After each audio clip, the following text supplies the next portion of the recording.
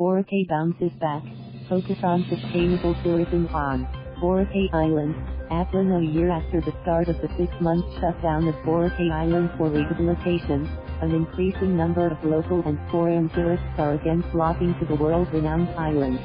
Thus Tourism Secretary Bernadette Remulo said sustainable tourism will still be the priority after the reopening of the island to tourists after a 6-month closure to undergo rehabilitation. She said many lesser-known destinations have benefited from the diversion of tourists from Boracay during the closure, which was implemented from April 26 to October 25, 2018. She cited the boost in popularity of Siargao and Siquijor Islands. The Philippines is frequently a center of attention when I attend international tourism conferences. They always ask, how did you do this, rehabilitate Boracay? Wyatt said in a press conference here on Friday. They are impressed because all we did was enforce national laws and local ordinances, she said, citing the enforcement of the ban on drinking alcoholic beverages along the beach and other public areas and enforcement of beach easement rules. You can see the difference now. Everybody wants to go to Boracay and all are impressed, she said. Eco-conscious tourists, she said. Many tourists have been reporting about environmental violations on social media. People are more conscious about sustainable tourism.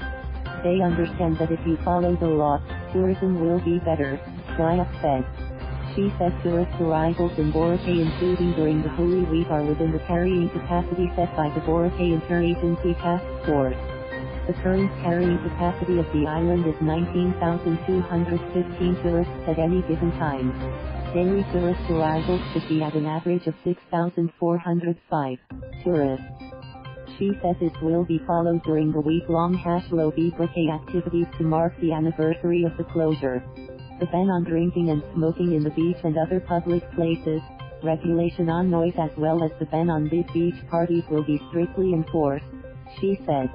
Cry for help. A group of residents and workers displaced by the closure. The island has lamented that a year after the start of the closure, many of them are still pleading for assistance from the national government.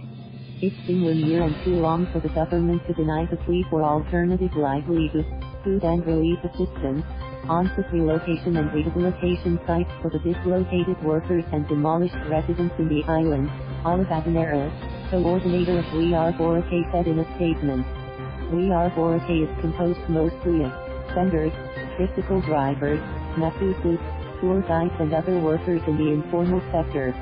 The Bayong Alliance and Matabayan in Aplan have insisted that while rehabilitation of the island is necessary, the closure of the island for 6 months was forced on residents, resulting to the displacement of around 30,000 workers and those dependent on tourists for their livelihood.